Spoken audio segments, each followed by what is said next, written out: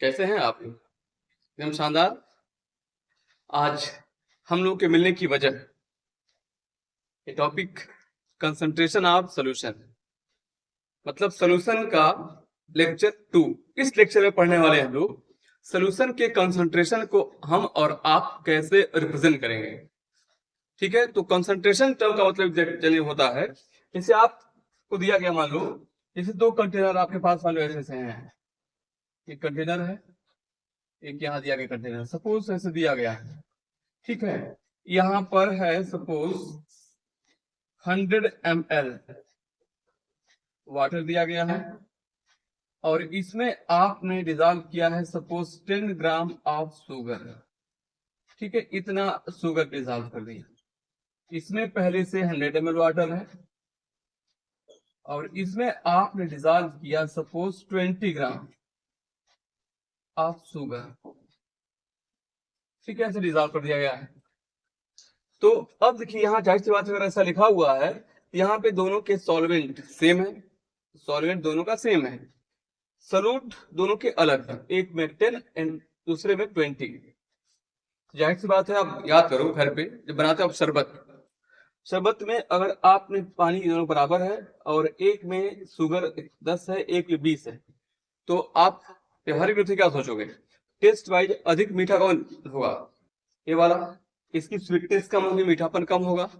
तो इस कंडीशन में इसे हम लोग बोलते रहते हैं जनरली डाइल्यूट सोल्यूशन। क्या है? Dilute solution. ठीक है, और ये होता है कंसंट्रेटेड सोल्यूशन। ये होता है कंसंट्रेटेड सोल्यूशन। तो डाइल्यूट और कंसंट्रेट मतलब होता है, यह टर्म होते हैं कंपैरेटिव, तुलनात्मक रूप से यूज करते हैं हम लोग। डाइल्यूट मतलब यहाँ पे सॉल्यूट कम होगा, और कंसंट्रेट मतलब सॉल्यूट यहाँ पे ज्यादा होगा कंपैरेटिवली।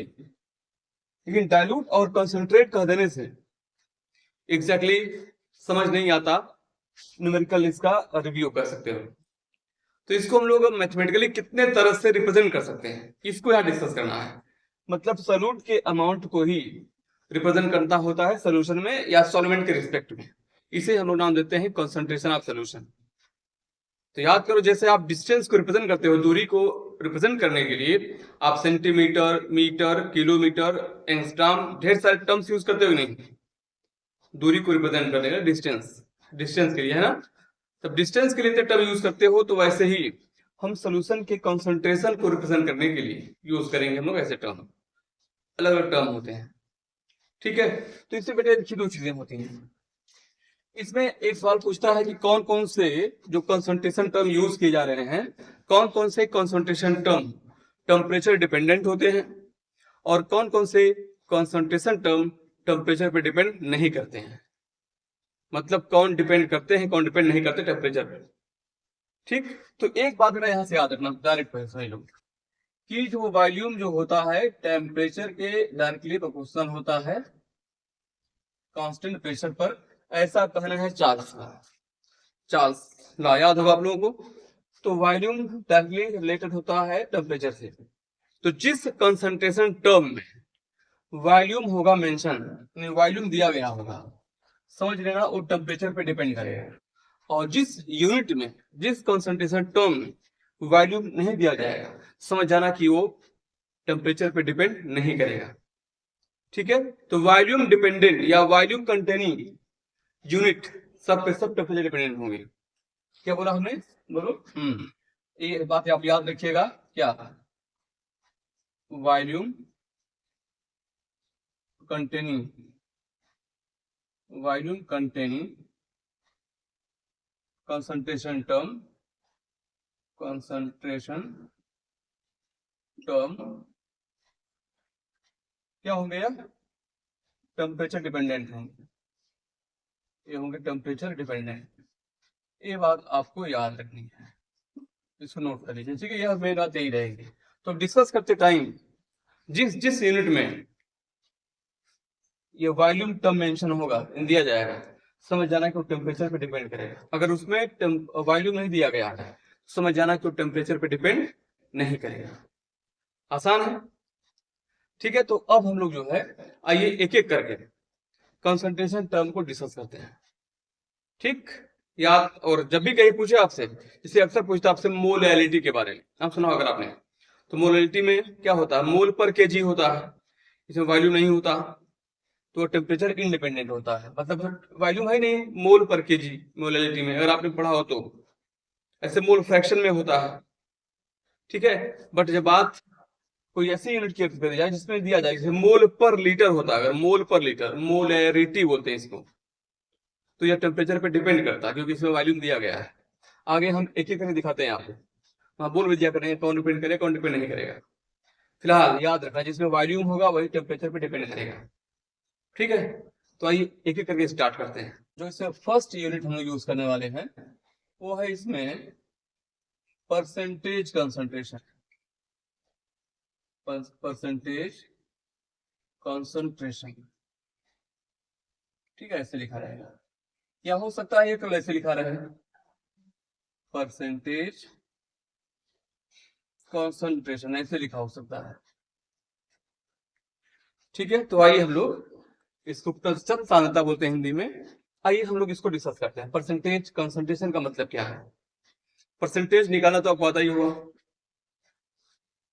जानते हो नहीं, 10th पास है, नहीं भी जानते यार तो आएगा तो ही सीख जाओगे आप, परसेंटेज निकालना आता है। जैसे भी आप 10th पास किए हो, मान लो अगर आपने सपोज पाया है 480 मार्क्स, ठीक है, या एक चीज और सुनो पहले, अगर आपने 10th पास किया है और आपने 480 नंबर पाया है,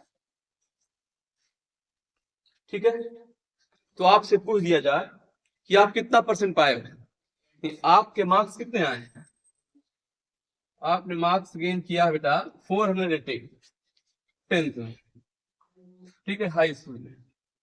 आज पूछा गया कि कितने परसेंट मार्क्स पाए, क्या बताओगे, कैसे?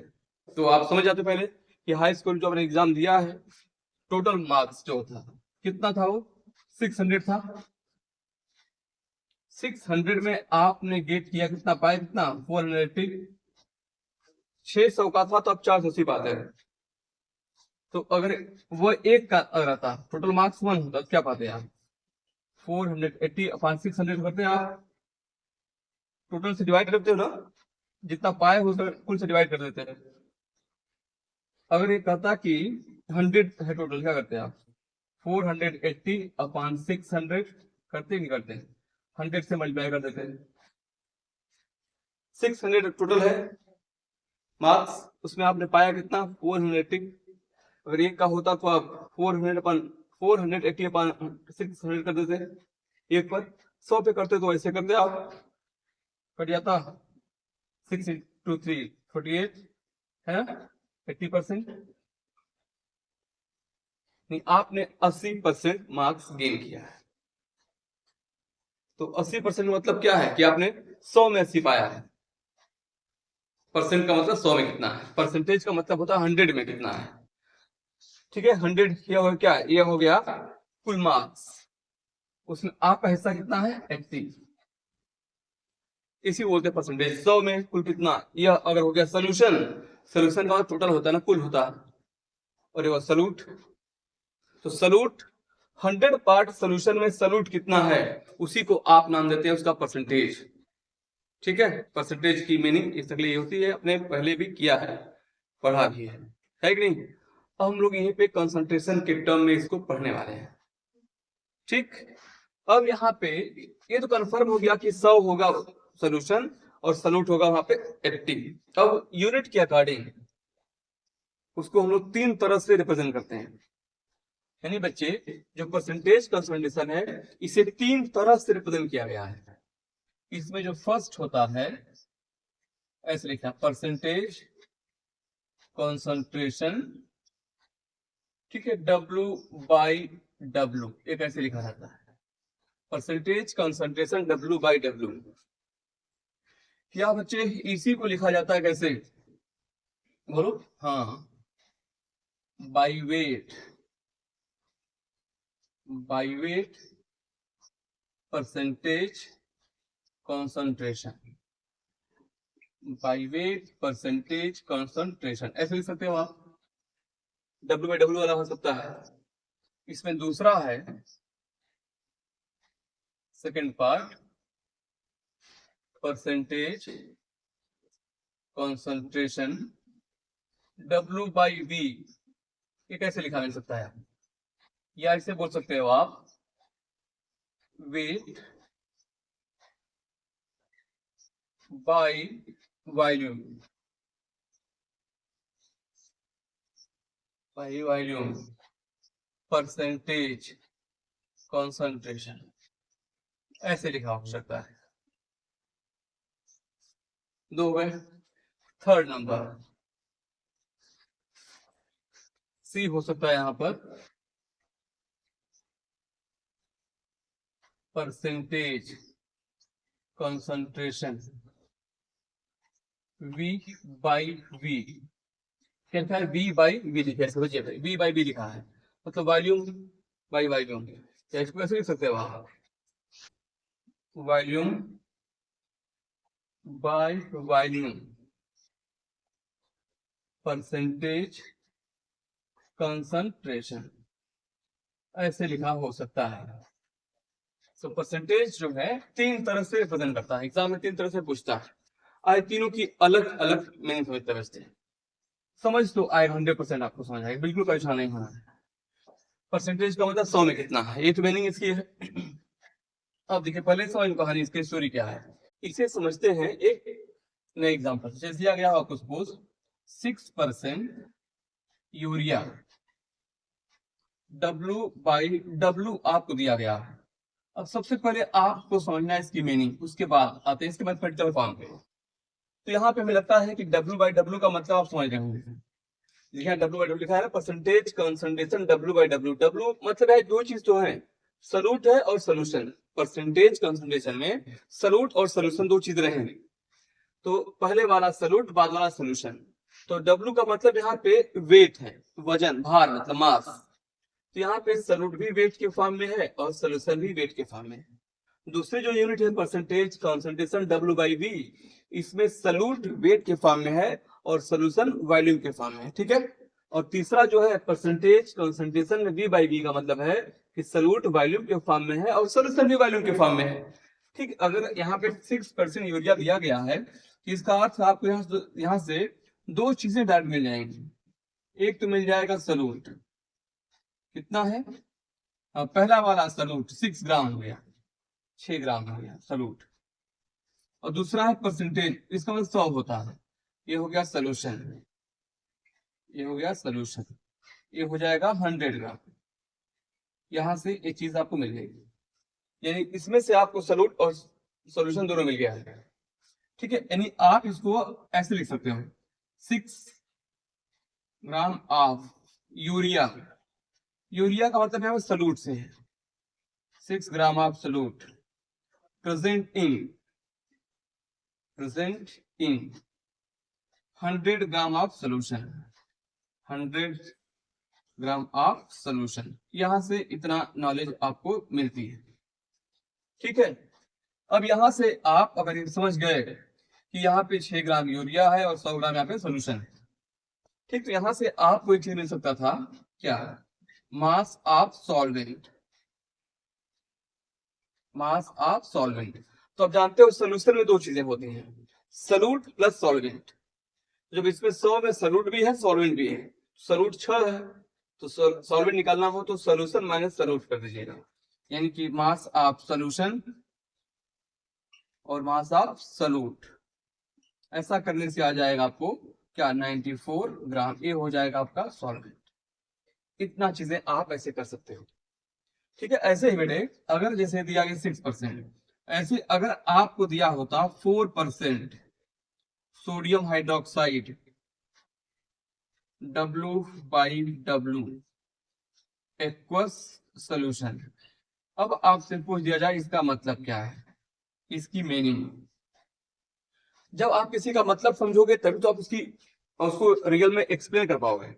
जब यहाँ 4% दिया गया एनएच, W बाई W है, इसका मतलब हो गया इसमें आपको 4 ग्राम ऑफ सॉल्यूट, सॉल्यूट मतलब NH, 4 gram of solute is present in 100 gram of solution.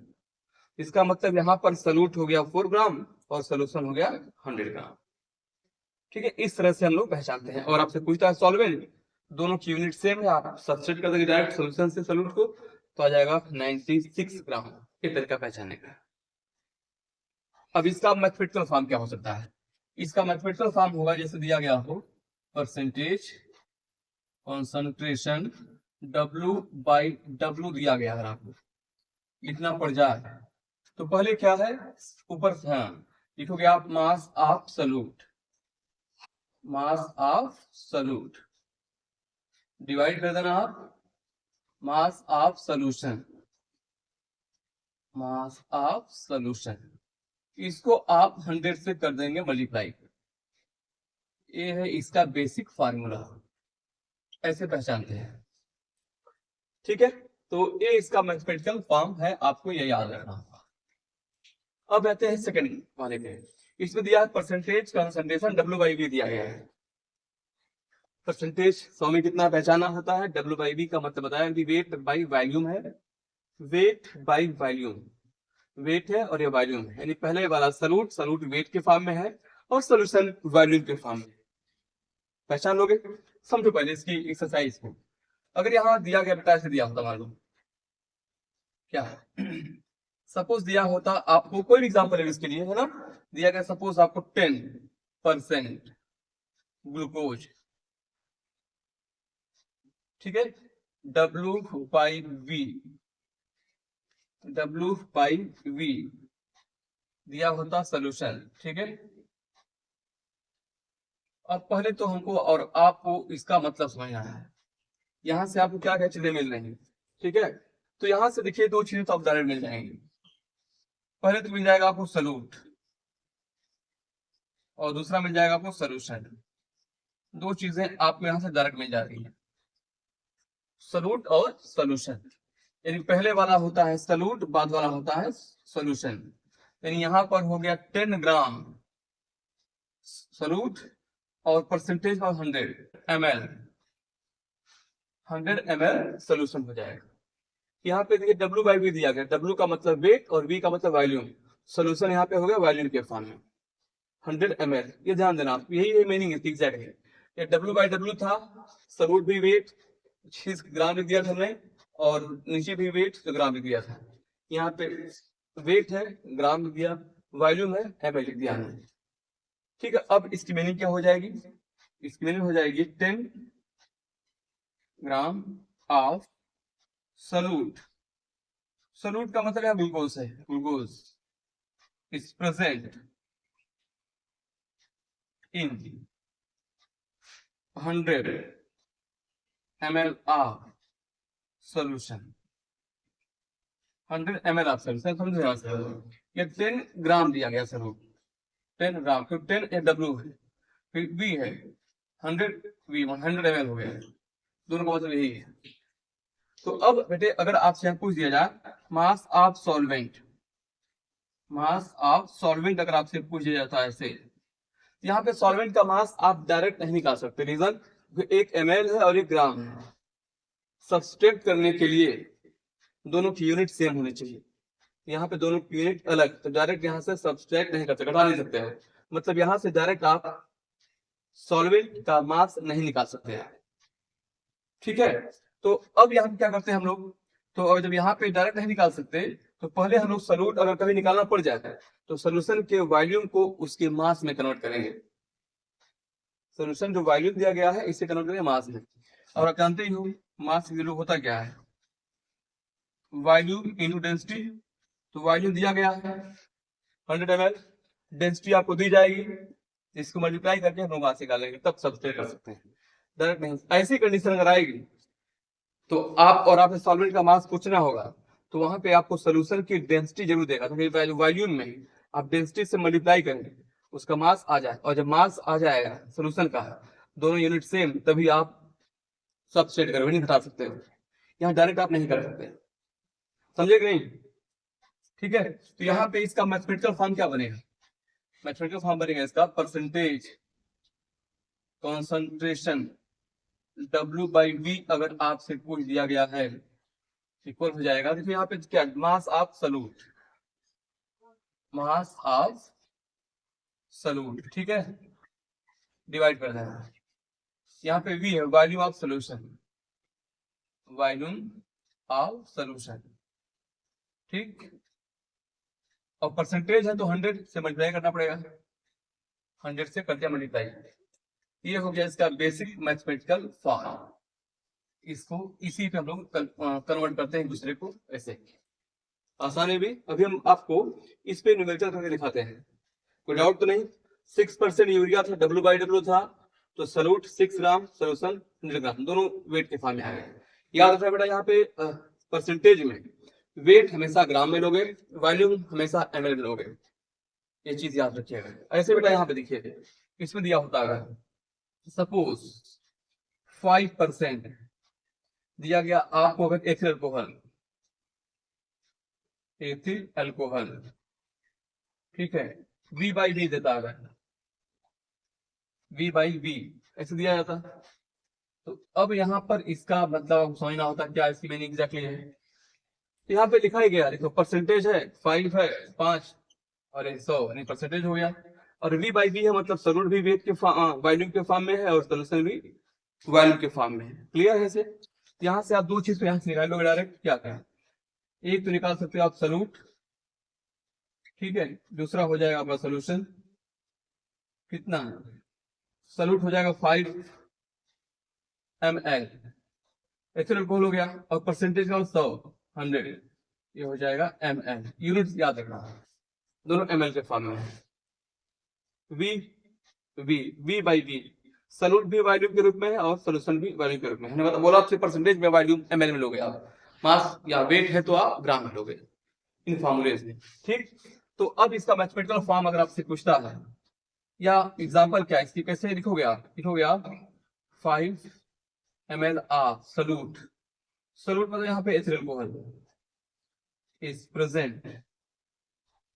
is present in 100 ml of solution, ऐसे लिखा रहेगा। मैंने कहा भी सोल्यूशन का नाम दिया जाए, कौन सोल्यूशन यूज, और सॉल्वेंट का नाम यहाँ पे दिया जाए, कौन सॉल्वेंट यूज किया गया, ठीक नहीं दिया है तो वाटर यूज कर लेना आप, समझ गए। अब इसका मैथमेटिकल फॉर्म क्या बनेगा, परसेंटेज कॉन्सेंट्रेशन V/V अगर आपको दिया गया है ऐसे, तो ऊपर है वॉल्यूम, लिखोगे आप वॉल्यूम ऑफ सॉल्यूट, डिवाइड कर देना volume of solution, volume of solution, ठीक है, और परसेंटेज 100 से मल्टीप्लाई करना पड़ेगा। ये हो जाएगा इसका मैथमेटिकल फॉर्म, जिसपे हम लोग छोटे छोटे कैलकुलेशन कर लेते हैं, ठीक है। ऐसे दिया गया है। जो आपको न्यूमेरिकल मिलते हैं जनरली अब तक एग्जाम में आए हुए हैं, वो सभी न्यूमेरिकल्स या तो मिलेंगे फर्स्ट वाले पे, न्यूमेरिकल मिलेंगे या तो फर्स्ट वाले पे या सेकंड वाले पे। इसमें बहुत कम न्यूमेरिकल्स आते हैं कम आते नहीं बराबर आते हैं, अधिक न्यूमेरिकल आपको मिलते हैं इस पे। तो परसेंटेज की मीनिंग समझ गए आप, परसेंटेज कंसंट्रेशन W/W का मतलब यहाँ पे सॉल्यूट भी वेट के फॉर्म में है और सोल्यूशन भी वेट के फॉर्म में है। यहाँ पे W/V का मतलब दिया गया W/V या weight by volume, weight by volume दिया जाएगा, वेट बाई वॉल्यूम, समझ जाना। सॉल्यूट वेट के फॉर्म में है, सोल्यूशन वॉल्यूम के फॉर्म में है।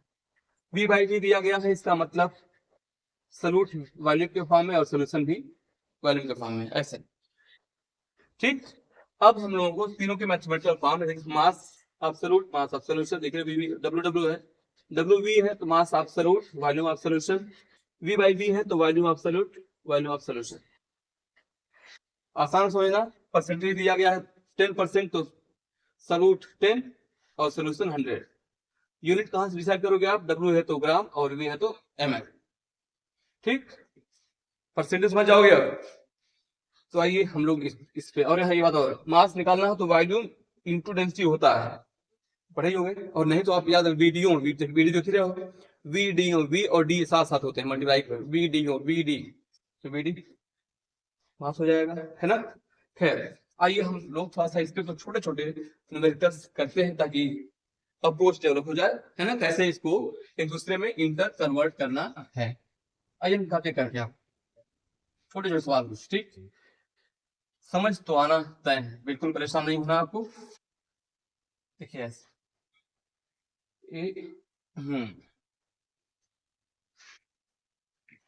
अब यहाँ पे एक छोटा सवाल चेक करते हैं, किया जाए परसेंटेज निकालने वाले कुछ क्वेश्चंस के लिए जाए ना। Are you ready? देखो ऐसे, तो जैसे आपको छोटा सा क्वेश्चन दिया गया है, सपोज दिया गया है ऐसे यहाँ पे 50 gram of urea is present in 400 gram of solution. Find the percentage concentration.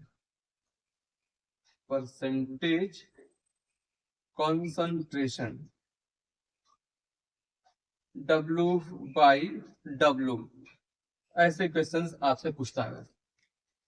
और थोड़ा सवाल समझो बड़े ध्यान से। अगर इस तरह से कुछ दिया गया है, देखो यहाँ पे क्या है, 50 ग्राम सॉल्यूट दिया गया है और 400 ग्राम दिया है सोल्यूशन। पूछा गया परसेंटेज, कितना आसान सा, फॉर्मूला सामने लिखा हुआ है। पे क्या करोगे, फॉर्मूला सामने लिखा ही है, percentage concentration W by W निकालना है। यही आपसे पूछा गया था, W बाई 100 निकालना कैसे। तो अब यहाँ पे क्या लिखोगे, मास ऑफ सॉल्यूट का मास कितना है 50, सेफ्टी कर देना है। और मास ऑफ सॉल्यूशन कितना है 400, ऐसे कर दोगे। और परसेंटेज निकालना है तो 100 से मल्टीप्लाई करना है। वैसे भी आप समझते हो, ऐसे कर सकते हो, जो निकालना आप जानते हो।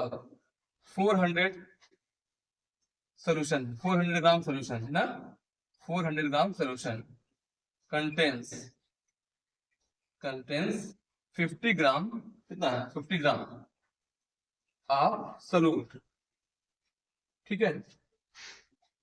Therefore, अगर ये ग्राम होता तो 50 अपॉन 400 कर दिया। अगर ये 100 होता तो 100 से आप मल्टीप्लाई करते कि नहीं, बोलो। 100 से मल्टीप्लाई करते आ जाता, कर जाता ऐसे, और 4 से यहाँ मल्टीप्लाई कर लेते हम लोग, सेम चीज है यहाँ पे ऐसे, ये हो जाएगा, कितना आ जाएगा 12.5% W बाई W। एक तरीका है इसको पहचान करने का, जिससे मुझे यहाँ भी आता कि नहीं, बोलो देखो 12.5% W बाई W, ऐसे निकाल लेते हैं हम लोग। फॉर्मूले से भी आता है, भी आता है, ये मैथमेटिकली पढ़े हो पहले, तो डायरेक्ट फॉर्मूले को यूज करना है। देखो सॉल्यूट वाला हिस्सा ऊपर आ गया है, सोल्यूशन वाला हिस्सा नीचे है, और 100 से किया है मल्टीप्लाई, 12.5%। कर लो, कोई डाउट तो नहीं, बोलिए। अगर सेम क्वेश्चन सपोज दिया होता, मान लो दूसरा सवाल देखिए, ऐसे दिया होता, सपोज दिया होता 4, या हम लोग कुछ और ले लेते हैं, सपोज दिया होता 80%, 80 gram of sodium hydroxide is present in 500 ml of solution. Find the percentage concentration W by V, ऐसे आपसे पूछता है क्वेश्चन में, तो आसान करना इसको भी। अब देखो पहले क्या दिया गया है, पहले तो आप क्या निकालना, देखो निकालना है percentage concentration W by V निकालना है। W बाई सॉल्यूट वेट के रूप में हो और सोल्यूशन वॉल्यूम के रूप में होना चाहिए। यहाँ सॉल्यूट वेट के रूप में है, ग्राम दिया गया है, सोल्यूशन वॉल्यूम के रूप में है, कोई दिक्कत नहीं होगी यहाँ पे, है ना। क्या करोगे आप, तो कैसे कर देना, बस इसमें आप लिख देना ऐसे, percentage concentration W by V, ऐसे कर देना, ठीक है। इक्वल करोगे आप, तो सॉल्यूट कितना है 80 दिया गया है, ठीक है, और सोल्यूशन कितना है बेटा 500 ml है, ठीक है।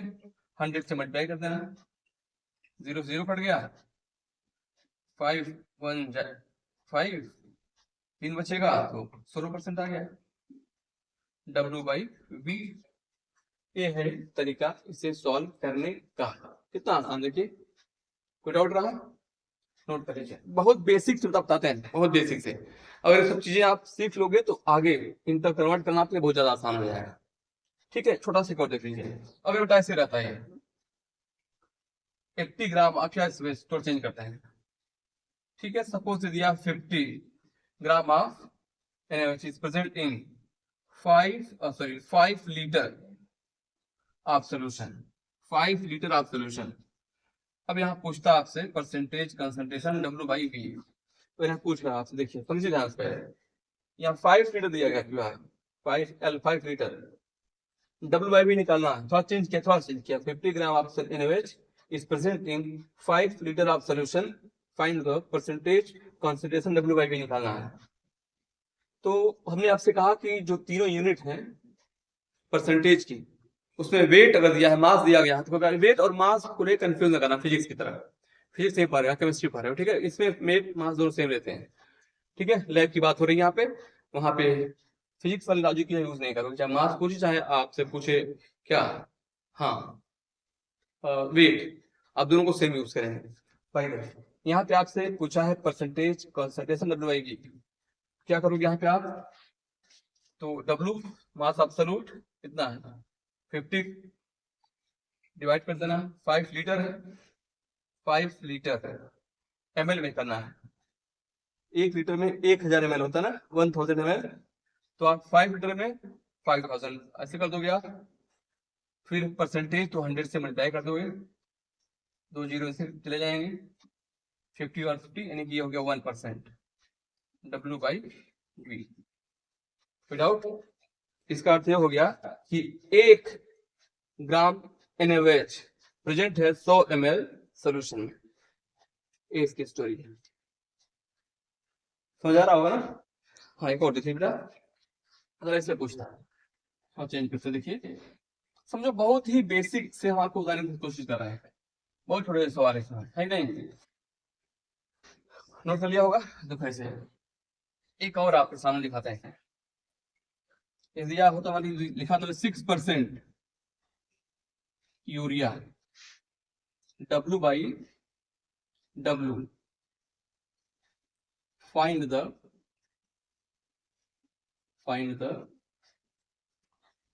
percentage concentration W by V if density, तो जब W by V जब भी यूनिट कन्वर्ट होगी, चेंज होगी, समझ रहा हूँ, डेंसिटी दी जाएगी आपको। If density of solution is 0.2 ग्राम पर ml, ये दिया गया सपोज, ठीक है। अब इसे कन्वर्ट करते हैं, W by W by V इनका कन्वर्ट करना है एक यूनिट को दूसरे वाले, मतलब इस वाली यूनिट को इस पे कन्वर्ट करना है। तो सेकंड टर्म यहाँ पे दिया गया है W बाई V को कन्वर्ट कैसे करोगे, तो यहाँ पे थोड़ा सा चांस लेना पड़ेगा आपको, इसका जो बेसिक पैटर्न है चेंज करने का, पहले क्या दिया गया उस पर आ जाए, ठीक है। तो अब यहाँ लिखते हैं, देखो जिससे निकालना है, ये है आपके सामने percentage concentration W by V चाहिए। यहाँ सबसे पहले चाहिए आपको मास ऑफ सॉल्यूट, सॉल्यूट का मास तो डायरेक्ट मिल गया। जब बेटा यहाँ पे 6% दिया गया है, तो यहाँ पे क्या दिया गया, इसे 6% दिया गया है यूरिया, W बाई W है। यहाँ से आपको दो चीज तो मिल जा रही है डायरेक्ट, तो क्या मिल जा रही है, एक तो मिल गया बेटा आपको सॉल्यूट, कितना दिया गया बोलो, हाँ 6 ग्राम दिया गया, देखो इसमें 6 ग्राम दिया गया, दिख रहा है नहीं, ठीक है। और यहाँ पे W क्या है, सोल्यूशन, तो यहाँ पे आपको सोल्यूशन भी मिल जा रहा है, क्लियर दिख रहा है ना। ये हो गया आपके लिए 100 ग्राम हो गया, ठीक है ऐसे यहाँ पे। तो अब यहाँ पे सबसे पहले हम लोग देखिए, अब यहाँ पे क्या करना है, मास ऑफ सॉल्यूट तो मिल गया, 6 हो गया, दिक्कत नहीं, 6 हो गया, 6 ग्राम। अब दूसरा है सोल्यूशन 100 ग्राम दिया गया है, यहाँ पे आपको निकालना क्या है, वॉल्यूम चाहिए, क्योंकि पूछा है W बाई V पूछा गया है, यानी सोल्यूशन चाहिए वॉल्यूम के फॉर्म में। तो सबसे पहले हमें वॉल्यूम निकालना होगा, और हमने आपको बता दिया है कि मास का जो रिलेशन है ये वॉल्यूम इंटू डेंसिटी होता है, VD साथ साथ होता है। इस फॉर्मूले से निकालना कि आपको वॉल्यूम निकालना होगा, तो यह हो जाना मास अपॉन डेंसिटी कर दोगे, तो मास कितना दिया गया है, देखो ये दिया 100 ग्राम दिया गया है, और डेंसिटी क्या है 0.2 ग्राम पर ml। तो ग्राम ग्राम बढ़ जाएगा, ml ऊपर चला जाएगा, करो जो 500 ml आएगा। कितना आएगा 500 ml, 500 ml आ गया ना। तो फिर कर लोगे तो 500 ml आएगा, 500 यहाँ रख देना। तो वॉल्यूम हो गया 500 और परसेंटेज है तो आप यहाँ पे कर देना मल्टीप्लाई 100 से। ठीक, तो एक से कट जाएगा, ठीक है, दिया गया है 2 जीरो कट गए, 2 जीरो कट गए, 6/5 तो 1.2% W/V, ये इसका आंसर हो गया है। कोई डाउट बताइए, कोई प्रॉब्लम? चलोगे तो समझिए ध्यान से और उतार जैसे कॉपी कर लें पहले या स्क्रीनशॉट ले लें आप, जो आपको ठीक लगे, कोई दिक्कत नहीं इसमें होनी चाहिए आपको। फिलहाल कुछ टफ लग रहा है क्या? अब बेटा थोड़ा समझो ध्यान से, अब इसी क्वेश्चन को हम ऐसे कर देते हैं, लिख चुके होंगे ना? हाँ, इस क्वेश्चन को बेटा हम ऐसे करते हैं, 6% यूरिया दिया होता है, W/V दिया होता, सपोज समझो V दिया होता, और यहाँ से आपसे W/W पूछता। अब समझो सवाल, अब यहाँ पे थोड़ी कहानी बदलेगी बेटे, कहानी थोड़ी चेंज होगी, कहानी थोड़ी चेंज होगी है। इसको बता देता हूँ वैसे, यहाँ पे आपको W/V दिया गया है ना, तो पहले ये हो गया W/V, थोड़ा चेंज होगा यहाँ पे, W/V हो गया, इसे कैलकुलेट करते हैं। तो सॉल्यूट तो हो गया 6 ग्राम, ठीक है, तो V का मतलब है सोल्यूशन हो गया, पर्सनल सोल्यूशन ना, ये 100 ml हो जाएगा, 100 ml, ठीक है। 6 gram of urea is present in 100 ml of solution, ये 6% यूरिया W/V का ये मतलब होता है। थोड़ा चेंज लग रहा है कि नहीं? हाँ, अब यहाँ पे निकालना क्या बेटा, आपको W/W निकालना है, W/W निकालना है, यानी इसको निकालना की बात। यहाँ पे परसेंटेज, यानी इस फार्मूला यूज करना है यहाँ पे, तो परसेंटेज कंसंट्रेशन W/W करना है आपको यहाँ पे। तो सॉल्यूट का मास कितना दिया गया है, बोलिए 6 ग्राम दिया गया, ठीक, तो ठीक मिल गया, डिवाइड करना है, 100 ml है और यहाँ पे क्या चाहिए आपको, W चाहिए, है ना, यानी मास आप सोल्यूशन चाहिए आपको, कर लेते हैं यहाँ पे। तो मास आप सोल्यूशन कितना हो जाएगा, बहुत आसान है, ये वॉल्यूम टू डेंसिटी कर दोगे, ये फार्मूला आपको बता ना। यहाँ पे दिया गया बेटा क्या, वॉल्यूम कितना है 100 ml है, 100 ml इंटू डी डेंसिटी, 0.2 0.2 ग्राम पर ml, ग्राम पर ml, तो ml से ml कट जाएगा, ठीक है, 20 ग्राम हो जाएगा, 20 ग्राम, आसान है ना, 20 ग्राम हो गया। देखो यहाँ समझ गया, यहाँ 20 लिख दिया हमने, और परसेंटेज निकालना है, परसेंटेज का मतलब 100 से करना है मल्टीप्लाई, तो 20 25 के 100 यानी 30%, 30% W/W है इसका तरीका सॉल्व करने का, ये हो गया आपका आंसर। कितना आसान है। तो ये सभी यूनिट का इंटर कन्वर्जन, बेसिकली इन दोनों पे आपको मिला न्यूमेरिकल, आपको इसकी मीनिंग सबकी पता रहेगी, तो आप तो कोई भी दिया जाए आप एक दूसरे को इंटर कन्वर्ट कर सकते हैं, बस मास को वॉल्यूम में कन्वर्ट करना होगा, इस मास को वॉल्यूम में, वॉल्यूम को मास में, डेंसिटी की हेल्प से, यही इसमें आपको करना होता है।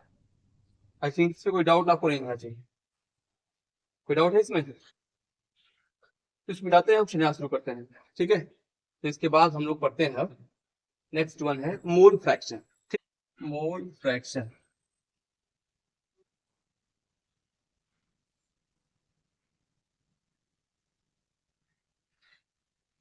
इसको हिंदी में मोल प्रभाज बोलते हैं, मोल प्रभाज है। हम लोग आते हैं इसको डिस्कस करते हैं, ठीक है। पहले इसको तो समझते हैं, छोटी सी स्टोरी के ऊपर।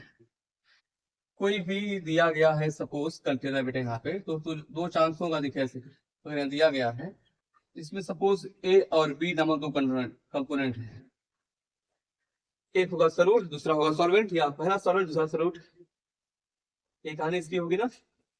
तो इसमें दो कंपोनेंट है, ए है और एक बी, दो चीजें हैं। सपोज अब इसे बेटा दिया गया है, दोनों के मोल्स दिए जाएंगे, मोल को हम लोग एम से रिप्रेजेंट करेंगे, या ए के मोल हो जाएंगे और बी दिया गया है तो यहाँ पे बी के मोल हो जाएंगे, number of mole of B. Mole basically यहाँ पे आप इस फॉर्मूले का यूज करना,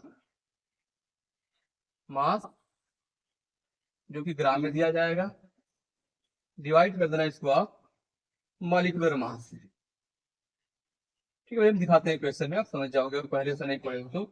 मैंने पहले भी कहा कि अगर पहले से पढ़े हैं तो बढ़िया है, और नहीं पढ़े हैं तो भी कोई प्रॉब्लम आपको नहीं होने वाली है। हम बहुत बेसिक से आपको समझाने वाले हैं, हर चीज आपको समझ आएगी, इसकी गारंटी है। मोल है मास अपॉन मॉलिक्यूलर मास। ठीक, अब यहाँ पे इस कंटेनर में दो कंटेनर है, दो जो है ए और बी, दोनों के मोल्स, ए के moles number of moles Na और बी को Nb लिखते हैं सपोज। ठीक, तो यहाँ पे हम लोग जो है इस मोल फ्रैक्शन, फ्रैक्शन का मतलब बेसिकली होता है रेशियो, अनुपात, रेशियो, मोलों का अनुपात होगा। तो इस दोनों के अलग अलग फ्रैक्शन निकालने होते हैं। टोटल में एक का जो हिस्सा होगा, टोटल में जो एक का हिस्सा होगा उसे आप बोलते हैं फ्रैक्शन। ठीक है, तो फ्रैक्शन जैसे आपसे कहा जाता है, और इसी खास बात, इसे हम लोग इस जीटा से रिप्रेजेंट करते हैं, इसी से आप इसको रिप्रेजेंट करना है, इसको याद रखना। तो आपसे कहा जाएगा मोल फ्रैक्शन ऑफ ए, मतलब टोटल सोल्यूशन में ए का कितना फ्रैक्शन है, तो फ्रैक्शन मतलब हिस्सा, कितना कंट्रीब्यूशन इसका, तो number of mole of A, नीचे कर देना number of mole of A plus number of mole of B, का टोटल में ए का कितना फ्रैक्शन है, ये इसका कंट्रीब्यूशन हो गया। तो मतलब इसे बोलेंगे जिसका मोल फ्रैक्शन निकालना होता है उसका मोल अपान सभी कंपोनेंट के मोल का सम कर दोगे, तो ये हो जाएगा इसका मोल फ्रैक्शन। ऐसे अगर आपसे कहा जाए mole fraction of B, basically इसको बोलते हैं जीटा, हम लोग क्या बोलते हैं, जीटा। ठीक, ऐसे कुछ तो एक्स ही बोल देते हैं, ऐसे कहीं लिखा रहता है परेशान होने के लिए ऐसे कर देते हैं। ठीक है, तो जीटा यूज करते हैं। चलो मोल फ्रैक्शन ऑफ बी, तो मोल फ्रैक्शन बी का फ्रैक्शन कितना है, मोल फ्रैक्शन, तो number of mole of B divide by sum of number of mole of A plus number of mole of B. इससे आप कैलकुलेट निकाल लेंगे बी के मोल फ्रैक्शन। आसान हो जाओ तो इसमें है, ठीक ना। ऐसे बेटे सपोज कोई कंटेनर बताओ यहाँ पे, ठीक है, इसमें तीन तरह के सपोज होते हैं, ठीक है, पी क्यू और आर, या एस भी सपोज होता है इसमें, एंड एस, चार तरह के कंपोनेंट इसमें होते हैं। तो अब इसमें अगर आपसे पूछता मोल फ्रैक्शन ऑफ पी, तो आप करते number of mole of P upon sum of number of mole of P, P के मोल प्लस क्यू के मोल, सॉरी क्यू के मोल प्लस आर के मोल प्लस एस के मोल। इस तरह से हम लोग इसे करते कैलकुलेट। आसान है, जिसका मोल फ्रैक्शन निकालना, जिसका निकालना फ्रैक्शन हिस्सा, उसका मोल ऊपर कर देना, नीचे सभी के मोल को जोड़ देना, ऐड कर देना। ऐसे अगर बेटा आपसे पूछता suppose number of mole of S और फिर मोल फ्रैक्शन ऑफ एस, तो क्या करते हैं बोलो, हम तो करते हैं आप number of mole of S divide करते हैं सभी का sum, number of mole of P plus number of mole of Q plus number of mole of R plus number of mole of S. इसको ऐसे हम लोग यहाँ पे डिवाइड कर देते हैं। तो इससे क्या रिलेट आ रहा है, मोल फ्रैक्शन एक तरह की रेशियो है, फ्रैक्शन और रेशियो, मोल की रेशियो। अगर आपसे कहा जाता है जिसका मोल फ्रैक्शन निकालना होता है उसका मोल अपन सभी के मोल का सम कर दिया करेंगे, डिवाइड कर दोगे, ये रेशियो आ जाएगी मोल फ्रैक्शन। तो डिफरेंस क्या बन जाएगी, the ratio of number of mole of one component and sum of number of mole of all components is called mole fraction. याद रहेगा, the ratio of number of mole of one component and sum of number of mole of all component is called mole fraction. यानी कि एक component के मोल और सभी component के मोलों के योग के रेशियो को मोल फ्रैक्शन बोलेंगे। इसे हिंदी में बोलते हैं मोल प्रभाज। समझ गए इसको? हाँ, तो इसको अब हम लोग डिफिनेशन तो आप लिख चुके होंगे, अब हम लोग इसको आगे फर्दर कंटिन्यू कर लेंगे। अब यहाँ बेटा एक चीज अगर आपसे पूछता हो, एक अच्छी बात और सीखते हैं हम यहाँ से। और हाँ, मोल निकालने के लिए अब इसका यूज है फॉर्मूले का, mole mass upon molecular mass use करना। मास यूज करेंगे, ग्राम में यूज करेंगे। अब यहाँ पे एक अच्छी बात आपको और सीखने को मिलेगी। सपोज सोल्यूशन में जितने कंपोनेंट हैं, सभी कंपोनेंट के मोल फ्रैक्शन का सम करना होगा। जितने फ्रैक्शन किए हो आप, सबका सम करके देख लेते क्या आएगा। हमारे यहाँ 2 कंपोनेंट है बेटी, तो आप अगर करते हो वैसे मान लीजिए mole fraction of A plus mole fraction of B, जितने भी कंपोनेंट हैं, यहाँ 2 कंपोनेंट पर ए और बी, 2 से ज्यादा 3 हो, 4 हो, 5 है, जितने भी हो, सभी कंपोनेंट से मोल फ्रैक्शन का सम करते हो, अगर जोड़ते हो क्या चांस बनेगा। देखिए यह हो गया ए का मोल फ्रैक्शन यहाँ पे है, ये number of mole of A upon sum of number of mole of A and number of mole of B. यह हो गया ए का मोल फ्रैक्शन।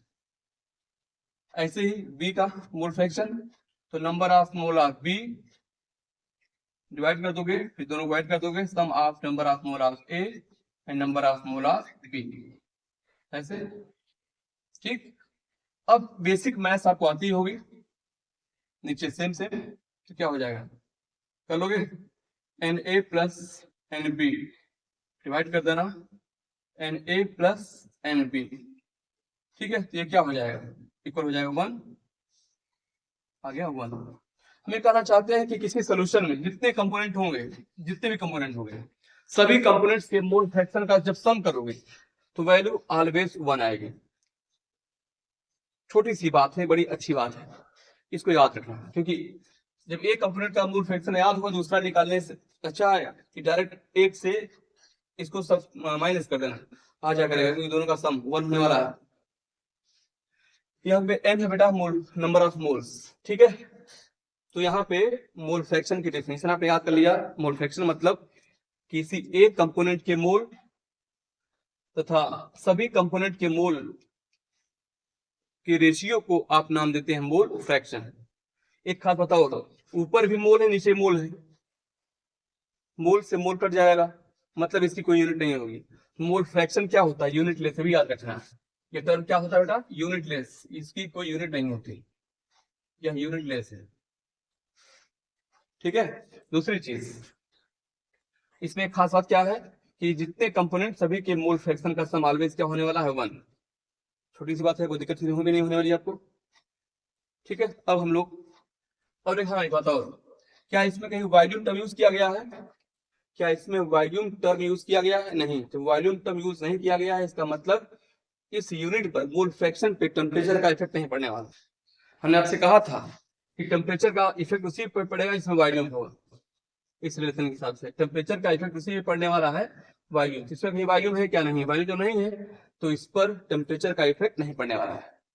इसके पहले हमने पढ़ा था परसेंटेज वाला भी, उसमें 3 थे, W/W, पहला क्या W/W था, उसमें वॉल्यूम नहीं है, मतलब पहले वाले पे टेम्परेचर का प्रभाव नहीं पड़ेगा। दूसरा था W/V, W/V weight by volume, उसमें वॉल्यूम था, मतलब उसमें असर पड़ेगा टेम्परेचर का। तीसरा वाला था V/V, यहाँ तो वॉल्यूम है ही, ये भी टेम्परेचर से प्रभावित होंगे, समझ गया ना। तो जिसमें वॉल्यूम होगा वही टेम्परेचर से प्रभावित होगा, समझ गए ना। इसका मतलब क्या है, एक कंपोनेंट का मोल डिवाइड बाई सभी कंपोनेंट के मोल का सम, इस रेशियो का नाम होता है मोल फ्रैक्शन। इसे जीटा से आप रिप्रेजेंट करने वाले हैं। इसका कोई मात्रा यानी यूनिट नहीं होती, और जितने कंपोनेंट होंगे सभी कंपोनेंट के मोल फ्रैक्शन का सम ऑलवेज होगा 1। आगे बढ़ा जाए। तो इसके क्वेश्चन करते हैं, बहुत आसानी से समझ आने वाला, कोई परेशानी होने वाला। अगर सपोज कहीं दिया find the mole fraction of ethyl alcohol and water in 46% ethyl alcohol W/W in aqueous solution ऐसा क्वेश्चन अगर दिया गया है आपको, तो हम लोग पहले कैसे निकालेंगे मोल फ्रैक्शन। आपसे पूछा गया है मोल फ्रैक्शन, ठीक है। तो और इसमें चीज दिया जाएगा पैसा आपको गिवन, ठीक है। क्या दिया जाएगा, कार्बन का एटॉमिक वेट होता है 12, एच का एटॉमिक वेट होता है 1, ऑक्सीजन मतलब 16, ऐसा भी दिया जाएगा आपको। इसके बेसिस पे करना है। तो फर्स्ट ऑफ ऑल आप सभी को जो दिया गया है उस पर फोकस करना। क्या दिया गया है, 46% दिया गया है, एथिल अल्कोहल लिखा हुआ है, 46% एथिल अल्कोहल। W/W लिखा हुआ है, एक्वस सोल्यूशन लिखा हुआ है। अब पहले इसमें से आपको क्या क्या चीजें मिल जाएंगी, पहले इस पे आना। इसमें से आपको दो चीजें तो मिल जाए डायरेक्ट। क्या मिल जाएगी, सबसे पहले तो मिल जाएगा आपको सॉल्यूट, और दूसरा मिल जाएगा आपको सोल्यूशन। दो चीजें तो डायरेक्ट आप यहां से निकाल सकते हो। सॉल्यूट हो जाएगा 46, W है, W/W मतलब दोनों वेट के फॉर्म में, 46 ग्राम हो गया ये भी, और ये हो गया क्या 100 ग्राम। सोल्यूशन हो गया यहाँ पे 100 ग्राम। तो यहाँ पे सॉल्यूट का मतलब क्या है, यहाँ पे सॉल्यूट का मतलब हो गया मास ऑफ, सॉल्यूट का मतलब हो गया यहाँ पे एथिल अल्कोहल से है। एथिल अल्कोहल मतलब C2H5OH, ये दिया गया है 46 ग्राम। ये चीज तो आपको मिल गई यहाँ से। अब इसमें चाहिए सॉल्वेंट का मास, मास ऑफ सॉल्वेंट। सॉल्वेंट का मतलब यहाँ पे H2O है, एक्वस दिया गया है। एक्वस देखिए यहाँ लिखा हुआ है, एक्वस मतलब वाटर, और यह सोल्यूशन का मास है। तो सोल्यूशन में सॉल्यूट भी है, सॉल्वेंट भी, जानते हो आप। तो सोल्यूशन में से हम लोग सॉल्यूट को माइनस कर देते हैं, ठीक है। तो ये हो गया, सोल्यूशन है 100 ग्राम और सॉल्यूट है 46 ग्राम, ये हो जाएगा 54 ग्राम, ठीक है। ये हो गया आपको सॉल्यूट और सॉल्वेंट। अब आना है डायरेक्ट आपको कहाँ पे, इनके मोल्स निकालने होंगे। जैसे पहले हम मोल्स निकाल लेते हैं, बिना मोल निकाले मोल फ्रैक्शन आएगा नहीं। मोल का फार्मूला होता है मास अपॉन मॉलिक्यूलर मास। तो number of mole of ethyl alcohol, mole को हम लोग रिप्रेजेंट करेंगे एन से, number of mole of ethyl alcohol, ये हो जाएगा मास अपॉन मॉलिक्यूलर मास। तो एथिल अल्कोहल का मास दिया 46, ठीक है, 46 हो गया है।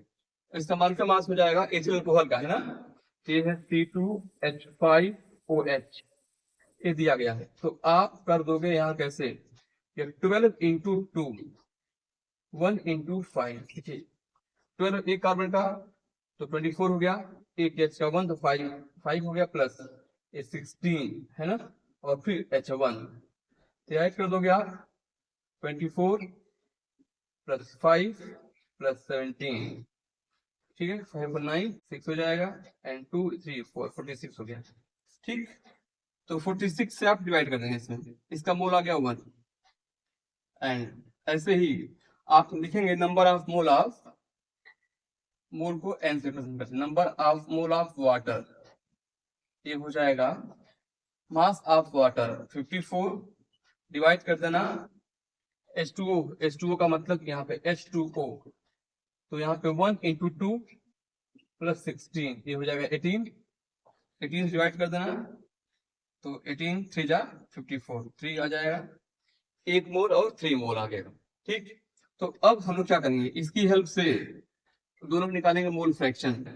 तो नंबर मोल मोल फ्रैक्शन को जीटा लिखते हैं, मोल फ्रैक्शन ऑफ एथिल अल्कोहल, ठीक है, एथिल अल्कोहल, ये हो जाएगा number of mole of ethyl alcohol, ये फॉर्मूला होता है ना, divide by number of mole of ethyl alcohol plus number of mole of water, ऐसे कर दोगे, ये आ जाए कितना 1 मोल अपॉन 1 प्लस 3, 1/4 मोल आ गया, है ना। तो 0.25, ये हो गया एक का आंसर, ये हो गया मोल फ्रैक्शन ऑफ अल्कोहल, ठीक। ऐसे ही इसको पर नोट कर लें। दूसरा क्या है, मोल फ्रैक्शन ऑफ H2O। तो H2O के मोल अपान दोनों के मोल का सम, H2O के मोल 3 आए हैं, 3 3 अपान दोनों को ऐड कर दो 4, ठीक है, ये आप कितना आ जाएगा 0.75, ये हो गया इसका मोल, ये भी इसका आंसर हो गया। एक तरीका इसका करने का और भी था, क्या आप जानते हो मोल fraction of ethyl alcohol plus mole fraction of what H2O, दोनों का सम होता है 1। जब एक का मोल आपने 0.325 निकाल लिया, इसका निकालना होता तो 1 से माइनस भी कर सकते हो, तो भी आ जाएगा। या दोनों देख लो, दोनों को ऐड करोगे आप, अल्कोहल 0.25 वाटर 0.75 ऐड करोगे, सम 1 आ जाएगा। तो आप ऐसे भी कर सकते थे। समझ आ गया ना? इसको कॉपी कर ले, चाहे आप इसका स्क्रीनशॉट ले, समझ आ गया होगा सबको। अब इस टॉपिक का अंतिम सवाल देखिए, लास्ट, मिटा दे इसको, देखिए, कैलकुलेट द, नेक्स्ट ट्राई करिए, calculate the mole fraction of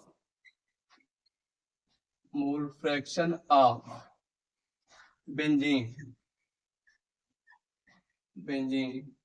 containing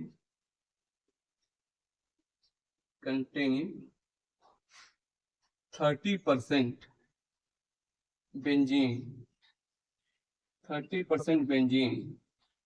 W/W in carbon tetrachloride solution,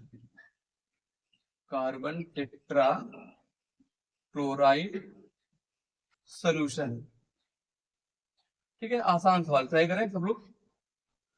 तो सेम स्टोरी वही, पहले तो आप 30% दिया गया, इसकी मीनिंग समझो। आप दिया गया बेटे आपको 30%, 30% है बेंजीन, ठीक, बेंजीन, W/W दिया गया है, तो इससे आपको दो चीजें तो डायरेक्ट मिल जा रहे हैं। क्या क्या? एक तो हो जाएगा सॉल्यूट, है ना, और दूसरा हो जाएगा सॉल्यूशन। सॉल्यूट कितना हो जाएगा 30 ग्राम, सॉल्यूट मतलब बेंजीन डायरेक्ट मिल जाएगा आपको ना, ये बेंजीन का मास हो जा रहा है। और सॉल्यूशन कितना है 100 ग्राम, बहुत अच्छा समझे आप, ये सॉल्यूशन हो जा रहा 100 ग्राम। अब यहां से आपको सॉल्वेंट का मास मिल जाएगा, आप निकाल सकते हो मास ऑफ सॉल्वेंट। सॉल्यूशन में दोनों है, सॉल्वेंट का मतलब carbon tetrachloride, CCl4, carbon tetrachloride, कितना हो जाएगा 100 से आप 30 को माइनस कर देना, ये 70 ग्राम हो गया, ठीक है। अब यहाँ पे आप दोनों के मोल निकालें पहले, number of molar benzene C6H6, तो बेंजीन का मास अपन बेंजीन का मॉलिक्यूलर मास, मास अपन मॉलिक्यूलर मास, मास कितना दिया गया 30 ग्राम, और इसका मॉलिक्यूलर मास कितना हो जाएगा, देखो यहाँ C6H6 दिया गया है, तो 12 × 6 12 प्लस 1 × 6, 1 × 6 क्या हो जाएगा 78, तो 78 से डिवाइड करना है इसको, ये आ जाएगा ऑलमोस्ट इक्वल आ जाएगा, ट्रिपल टाइम नहीं, 0.38 के आसपास, ठीक है। ऐसे निकाल लेना number of mole of carbon tetrachloride, तो मास ऑफ कार्बन टेट्राक्लोराइड 70 आ गया है, मॉलिक्यूलर मास CCl4 दिया गया है, कार्बन का होता है कितना 12 दिया जाएगा, प्लस Cl का दिया जाएगा 35.5 दिया जाएगा, 4 × 35.5, ठीक है, 35.5 ऐड कर दोगे 154, इक्वेशन किया है सर याद उनको, 154 से डिवाइड कर दिया, ठीक है। कई बच्चे क्वेश्चन पूछ चुके हैं पहले भी, ये 0.45 के आसपास आएगा, ठीक है। ये दोनों के मोल आ गए थे, मोल फ्रैक्शन निकालना कैसे करोगे आप, मोल फ्रैक्शन ऑफ बेंजीन, तो नंबर ऑफ मोलर बेंजीन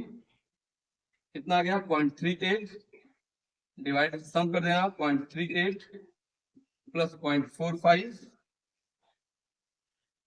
जो भी आंसर आए, ठीक है, यह ऑलमोस्ट आएगा 0.46 के आसपास। जब एक का आगे दूसरा आप निकाल सकते हो, इसे x आप CCl4 1 माइनस x आप C6H6, तो इसका इतना आ गया, तो 0.54 आ जाएगा, समझ गए होंगे, और इसका कोई यूनिट होता नहीं है, तो इसका आंसर हो गया, दैट्स इट। तो एक क्वेश्चन है, लास्ट में पढ़ते हैं हम लोग अंतिम यूनिट, आज के लेक्चर के अंतिम unit, ppm concentration, ppm concentration,